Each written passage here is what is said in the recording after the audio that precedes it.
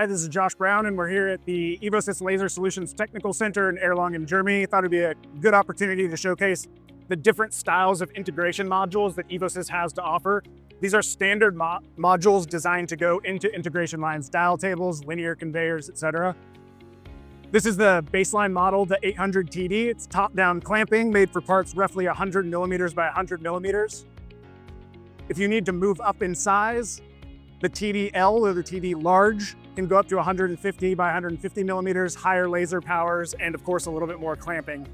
Evosys also offers solutions for kind of a transition machine if you needed a standalone unit before you're ready to fully integrate.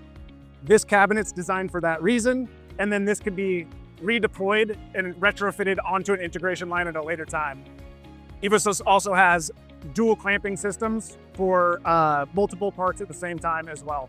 So that's the overview of the Evosys integration modules. If you'd like more information, you can visit our website at evosys-laser.com.